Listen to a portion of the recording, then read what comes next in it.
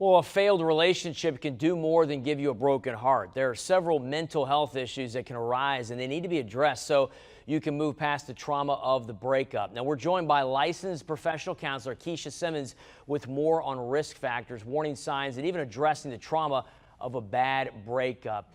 Keisha, good to see you. How are you? Good. I'm good. Good, good. Let's talk a little bit about relationships because they can go the wrong way really quick. But when you have a breakup, sometimes people really suffer from a lot of mental issues as well. What are the factors that can come from a failed relationship that you need to watch for? Well, one of the things you want to look for, first off, are risk factors, knowing when you are susceptible to trauma in relationships, right? So number one, you want to know your attachment style. Attachment styles are typically developed in childhood, right? Then number two, paying attention to how you cope, how you deal with certain issues. If your coping mechanisms are substance abuse or drugs, then those are some risk factors that you want to look out for as well. And what are the ways that people can address this, like you said, because people deal with breakups different ways? What are some ways you can deal with mental health issues that can help you from going off the deep end? Right.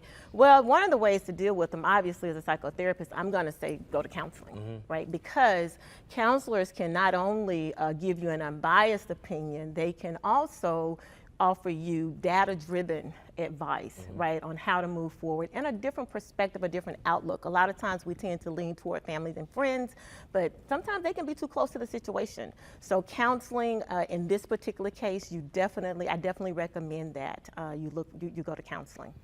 Now, you said that we were talking earlier that you put this out on Facebook, and a lot of the people on Facebook said this was a good topic to talk about because a lot of people obviously are going through issues, continuing with breakups. But also you mentioned that when the temperature rises outside in the summer, people's tempers tend to rise with that. That's interesting. I didn't realize that. Well, sun brings energy, right? Simply put. And so sometimes in some folks that energy can be displaced, right? And so we just keep that in mind for sure. The other thing I want to touch on before we end are some warning signs. So what are some signs to look for that you may be in a relationship that's going toward the wrong direction? Number one, a rise in temper, right? And like I said, how they resolve conflict. And then number two, clinginess or avoidance. Sometimes that tend to speak to our attachment style. So if you're in a relationship with someone that's too clingy or someone that's avoiding intimacy, that's a warning sign as well.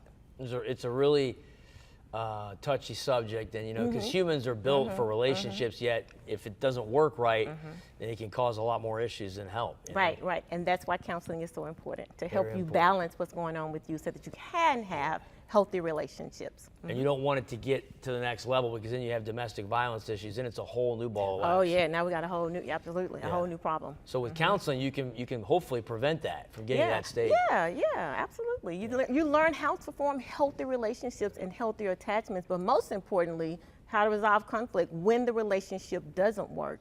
You know how to ease out of it in a healthy way. Yeah. It's a very polarizing topic and something that we've been talking about for years and we'll talk about for years to come, but you have to be able to handle it properly. You do. And healing is chaos. It's not linear. And so that's another reason why I recommend counseling. Okay, Keisha, great tips. Thanks so much. Good to see you. Thanks.